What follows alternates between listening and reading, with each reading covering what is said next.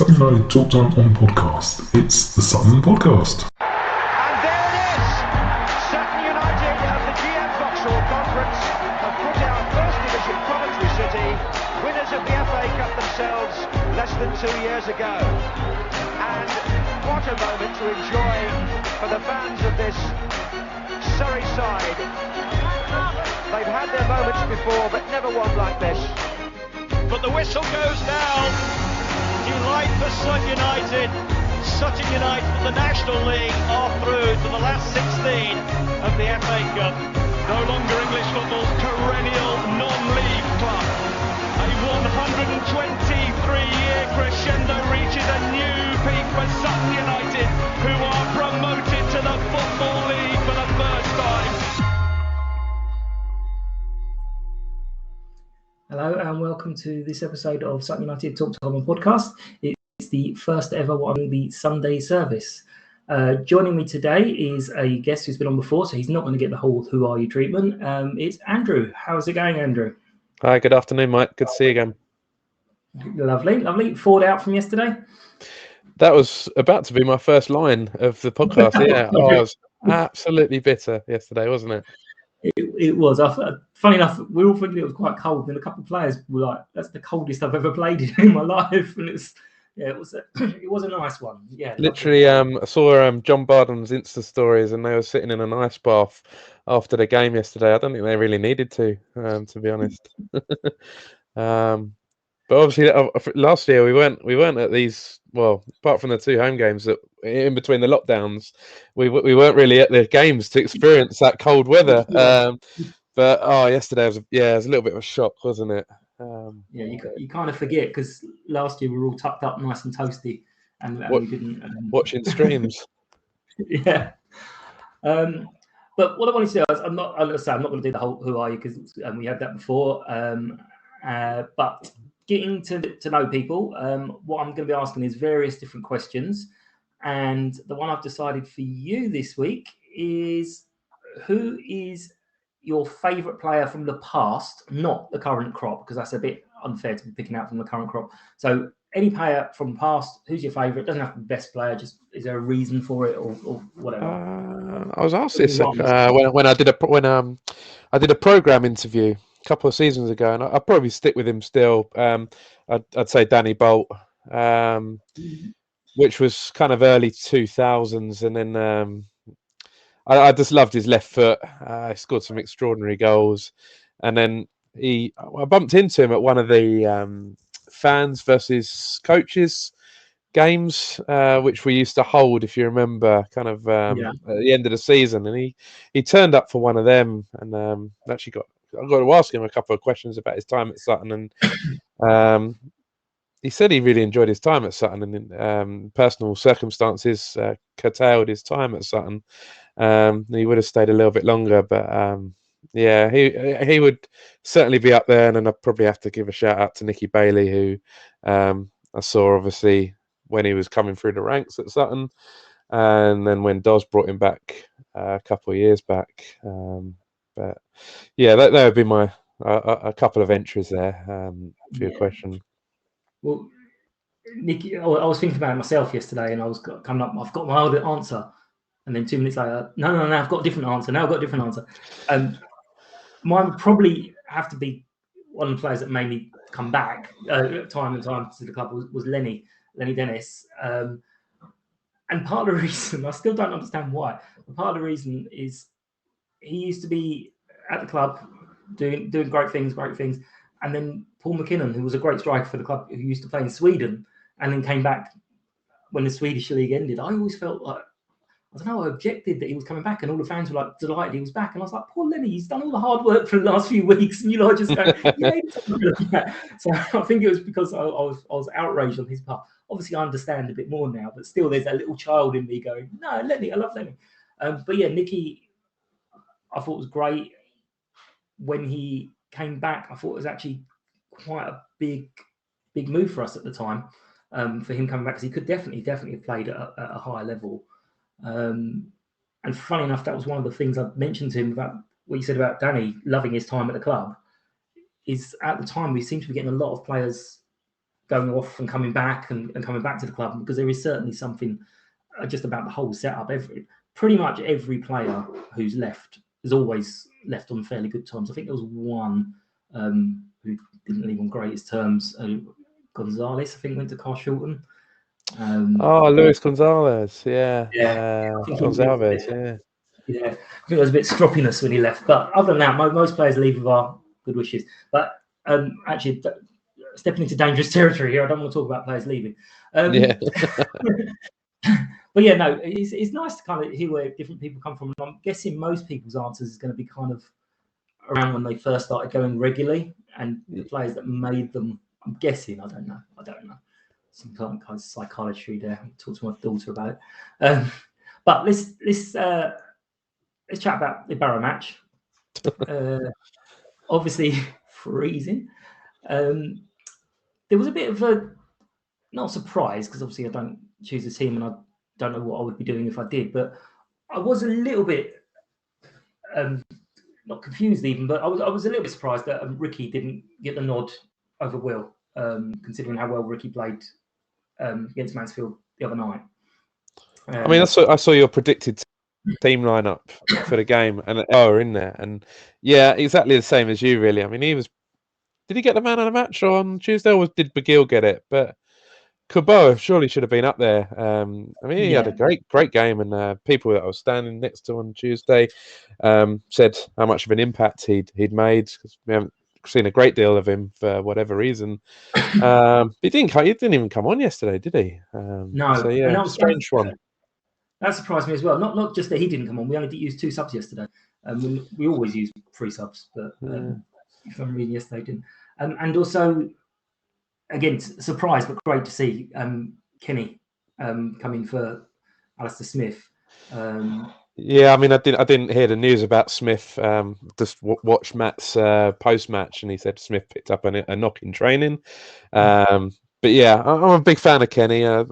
He's been a good servant for the club, hasn't he? And I didn't know if he'd come up with us into League Two, into the full-time setup, but delighted he has. And yeah, he's still a great player and a really worthwhile member of the squad. So. Well, were you at the managers? You weren't at the managers thing. I wasn't the other week, no. I'm fairly sure the story's widely circulated now, but Kenny apparently, at the time of the contracts were being decided on and given out, he was called into Matt's office. Obviously I don't know details, you know this from me, but I can't, the gist of the story was Kenny basically said, yeah, I know how this goes, I'll find another club. And Matt was like, what are you on about? Just sign the contract. And Kenny was just really, really stumped of, what? I'm staying. Yeah, you're staying. And so, yeah, and Matt was like, players like Kenny, you've got something to prove. 33, I think he is. You've got Joe Kizzy, who is slightly older than I thought he was, actually. He's 27. So he was saying that these are why he wants these players. They've got something to prove in these leagues. And obviously the young fella Dundo as well, as was mentioned. The whippersnapper. Yeah. But Kenny was definitely a surprise. But I got this. It's not brilliant, and like I said to Mark, I don't try and get too much into my stats because I'm a bit obsessive. I've just got this little thing of the season of players and how they're doing, and actually, since every game Kenny's played in, I know a lot of them off the bench, but it was before yesterday. It was 2 wins and 2 draws. Yeah, it's good going. So he'd never not lost, and then yesterday, obviously, another great game. But I was surprised that he lasted the full 90. Excellent as well. Gives us that little bit of competition in midfield. But yeah, at the start of the match, I was a little bit. Obviously, Matt knows more than me, so maybe he just feels that Ricky just needs to be just held back a little bit. But yeah, I did expect him to start. And yeah, he might get a go ahead on Tuesday, mightn't he? The cup game. I know it's managing the squad a little bit, but yeah, I would have expected him to have another start yesterday, perhaps. Yeah. But on the game, we were quite lucky it was Barrow, I have to say, because some of their strikers were shocking. They were poor. There was that 1-on-1, which wasn't offside, I don't think. In the first half, is it Zanzala? I think Dino saved it with his foot, I think. Yeah. Yeah, I mean, I had corner after corner in that second half. Yeah, I think they mounted quite a bit of pressure on us, didn't they? I think Dino had a fingertip save as well, but an important 3 points at the end of the day. Yeah, absolutely. Build up from the Mansfield game. Yeah, and obviously the 3 points are the most important thing, and we didn't get any injuries, which is again another thing. But I think that's given us a little bit of a cushion. When I was watching Quest this morning, yeah, so we're now 4 points clear of Leyton Orient, who are just so it's a bit bizarre to be talking That is about. weird. Yeah. I mean, I'm still firmly in the thought. Just get another 15 points or so, and see how we are after that. Always the 50 points, but even just looking at it, I was counting it up this morning. I was thinking to myself, you know what? By the time my birthday comes around, which is the 12th of January, there's 7 games between now and then. If we won 6 of them, we've got the 50 points. Yeah. So we could get it by early January. But looking at some of those other teams, I mean, especially Oldham at the moment, who've just lost probably their best chance of staying up. With Keith Cole, they're not going to get to 50. No, I think that's probably that's done them. I think. Yeah. Crazy number of managers they've had in the last couple of years. I heard that it was. They said since 2018, Keith Cole was their 10th manager. Yeah, I mean that's nothing. The stability of that club. I mean, it's awful. Really feel for their fans. Yeah, I mean it's just ridiculous. Yeah. Anyway, but yeah, that was a great game. I thought the goal was amazing. It came at just a perfect moment. Warmed a few people up. Yeah, great crossfield ball from Rob. Quick thinking on that, because I think he just pinged it across, didn't he? As soon as the referee gave it. I mean, and they were kind of out of position, perhaps a little bit, but and then David does his magic and swings it in off the left foot. Yeah, I think the commentators were saying, "Oh, he rode his luck a little bit because the ball kind of ricocheted and sort of played off his chest." But I remember Chelsea striker Fjortoft, Jan. Jan Fjortoft, wasn't it? Yeah, and I kept looking when he was playing. I just kept thinking, lucky that ball just bounces here, there, and everywhere. And when it just keeps going on and on and on, you're like, you can't be that lucky all the time. It must be something there as well as a bit of luck. But it was a great goal, came perfect time. I was with a couple of people that was there, and it was Nick the group who wanted to go into the bar, and I was like, I do think it's 1-0, and I think you could go now because I didn't see another goal in that game. Yeah, I think I was reading the programme notes, and never really many goals between Sutton and Barrow. They had a 3-2 against them a couple of years back, but generally they're quite boring contests. On the whole. Yeah, and then Dino did brilliantly, but he did kind of the whole thing with the ball. It's just a bit odd where he got booked. If it was a time wasting exercise, he'd been better off calling the referee over to the flat ball and all the rest. He wanted a ball replacement, didn't he? Yeah, so the ball, he got rid of the ball that was there, but he went off to the side to do it, and then that's why the ref booked him. So either way, I just thought it was odd, and I think that's like his 4th booking now. And some of them are like, you know what, you could chill out a little bit. Love him, and also kept us in the game. But as much as I'm saying their strikers were awful, he did make a good few saves yesterday. But yeah, no, a good match. Another one to tick off a bit closer.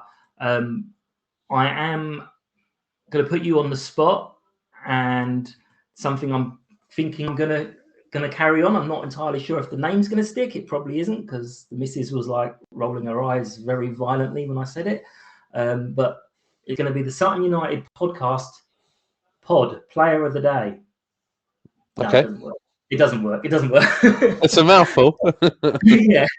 So the Sutton pod. No. But anyway, who would you think was player of the day? Not necessarily man of the match, just the point of the day.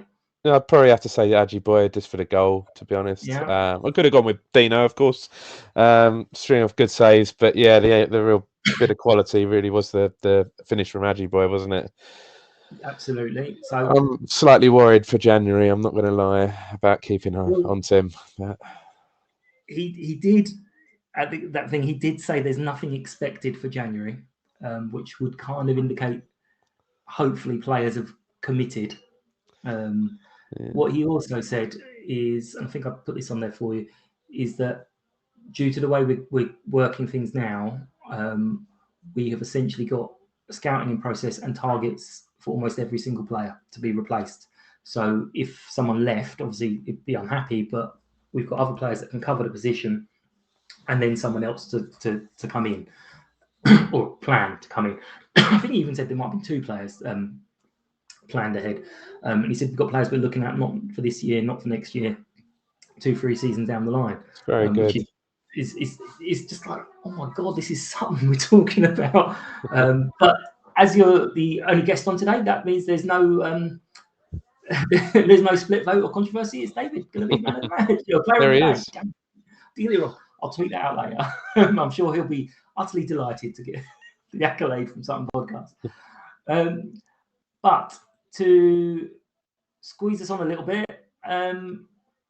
Tuesday, will you be jumping on the Pizza Cup bandwagon like me? Yeah, or? I think I'm going to have a slice of that action. Sorry, terrible. Sorry. No, that's good. I'm going to use that next week. Yeah, I mean, I think it's a reasonably favourable draw for us. And yeah, I think the prize money steps up, doesn't it? If we get through this one. But yeah, we keep the momentum going. I think I said last time it's a bit of a maligned competition. But there's a chance of getting to Wembley, and yeah, let's go for it. Matt has definitely put it as a target because, as he said, we are now 4 games from Wembley, which got Bruce very like, whoa, what? I don't think Bruce has actually ever been to Wembley as chairman. So it is a maligned competition, but it is what it is. You can only beat who's in front of you, and they're trying different things. And I think I heard Dan saying on a different podcast, the reason the prize money is so good is because the Premier League are getting to put their youth teams into it, and they're kind of bumping up the prize money a little bit. So can't knock it too much. What is funny is probably Sutton are one of the very few clubs that all the fans know exactly what the prize money is and sitting there ticking it off, going, yes, we'll have that, we'll have that. Tighten it all up. Yeah. Careful, cautious with money. because we need the money to pay for everything. Exactly. But yeah, I mean, I think we've got a reasonable chance of going through. I think Stevenage had to change their manager or sack their manager. I don't think they've appointed anyone in permanent charge yet. Yeah, they had the under-18s manager for the FA Cup match, and he got through.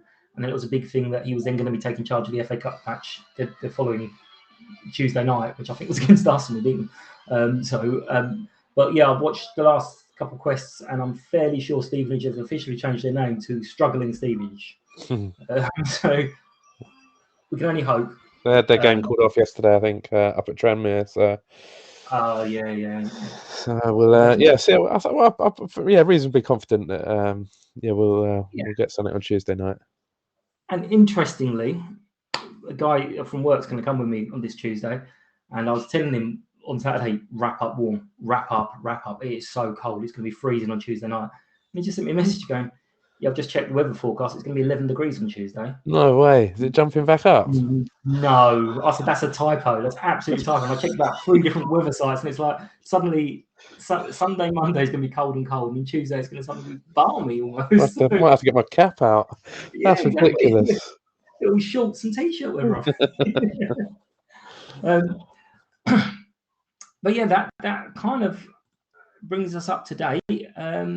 We are, I've ticked off everything I was going to say. Short and sweet one today, yeah? That is professional, man. That is absolutely So, anything else you wanted to cover, or? Not immediately. I mean, looking forward to the 3 away games that we've got after. But I know you don't. I know you have a bit of Busy. not going to the far distant, shall we say, away game. So maybe we'll leave that subject. So but yeah, we got the expensive December coming up for everyone. Yeah, So I did a little over 50 quid yesterday to Adrian Barry for those tickets. Yeah, bit of travelling in that week. Yeah, so we've got Bristol Rovers. Go ahead after Stevenage. You've got Bristol Rovers, Newport, Bradford, Harrogate, Bristol Rovers again, and then the home game. So there's only one home game now. 2 more for the rest of the year. Yeah. Well, the rest of the year is only a month. That sounds dramatic, doesn't it? It's only a month. What about one home game before Christmas? There you go. Yeah, it could be worded like that. The Dowling house is getting Christmas-fied today because we tend to do it. Got a bit of tinsel going on there, is it? Yeah, we do it the weekend after my daughter's birthday, and it's this weekend, so it's all going on. I've got my proper tree. Hang on, sorry for the crotch shot. If you get it, look at that. It's my office tree there. Is there a Sutton United star right at the top of it? I hope. This is going to work so well when I make this into an audio, isn't it? Everyone's going to be like, "What's he on about? Look at the tree." So yeah, you should have listened to the live stream. Right, one last thing I'm going to introduce as well is a little prediction league. Brilliant. So you're gonna get one bit of this right. You'll be top of the prediction league. So Stevenage Tuesday. Give me a score line. What I'll do is I'll do 1 point for the correct result and then 3 points for the correct score. Okay. We'll go Sutton United 2, Stevenage 0. 2-0 Stevenage. I was going to go 2-1. Hang on, I need to write it down somewhere. Definitely not Stevenage. 2-0 Sutton. Yeah. So both saying Sutton. I've gone 2-1. You've gone with 2-0. Right, I've locked them in. If anyone else wants to join in that, you have to get it into me before Tuesday. I'm sure it's going to be really, really, really popular. We could get a Twitter vote going on, couldn't we? Exactly. We could get all sorts going. This is going live on Twitter. No one's watching it, but it's going live on Twitter. Anyway, thank you very much. We'll no worries. see you up there, and I will get you back on in a few weeks. So make sure you mute my number so you don't get dragged into it again. Cheers, Mike. Thanks very much for your time. All right. Thanks a lot. Take care. Bye. Bye. And that's it for another episode of Sutton United Talk Time Podcast, the first ever Sunday service. Hope you've enjoyed it and hope to see you all soon. As I say, if you do want to join in with the live chats, please just contact us or watch it live and you can put in your comments. There was a comment from someone on the YouTube channel, which literally doesn't do much. It just says hello, so I didn't read that comment out, but hello to you. And I am going to wrap it up there and finish off the show. Take care and see you on Tuesday. Have a great week. 1, 2, 3.